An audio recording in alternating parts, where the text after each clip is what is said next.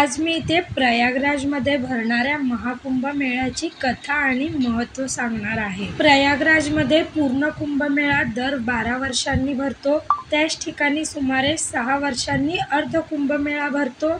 प्रयागराज हे हिंदूसाठी सर्वात महत्त्वाचे तीर्थक्षेत्र मानले जाते। प्रयागराजमध्ये गंगा, यमुना आणि सरस्वती या 3 नद्यांचा संगम आहे।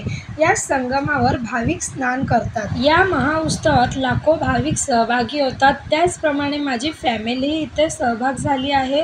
2025 मध्ये हा जो महाकुंभमेळा लागला आहे प्रयागराजमध्ये, सध्या इथे कडाक्याची थंडी पडली आहे, तरीही आज लाखो लोक या शहरामध्ये म्हणजे प्रयागराजमध्ये दाखल झाले आहेत आणि पहाटेच्या अंधारात आकाशाखाली गंगेच्या पाण्यात त्यांनी स्नान केलेलं आहे। आणि आता जो कुंभमेळा लागला आहे तो 12 पूर्ण कुंभमेळ्यानंतर तब्बल 144 वर्षांनंतर प्रयागराज येथे कुंभमेळा भरलेला आहे। आता आपण जाणून घेऊया हा कुंभमेळा का भरतो।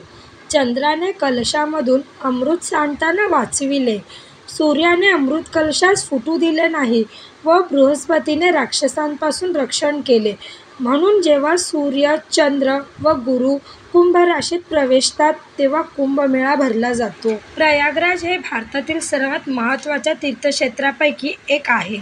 सध्या या प्रयागराजमध्ये दुर्मिळ महाकुंभमेळ्याची तयारी सुरू आहे।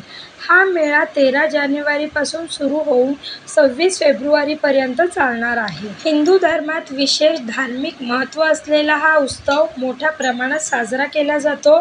मात्र यावेळी तो अधिक विशेष आहे, कारण 144 वर्षांनंतर होणाऱ्या दुर्मिळ ग्रहस्थितीमुळे या कुंभमेळ्याला वेगळे महत्त्व प्राप्त झाले आहे। अशा या प्रयागराजमध्ये होणाऱ्या महाकुंभमेळ्यामध्ये 40 कोटी पर्यटक येण्याची शक्यता आहे। इथे माझी फॅमिली तर फिरून आलेली आहे।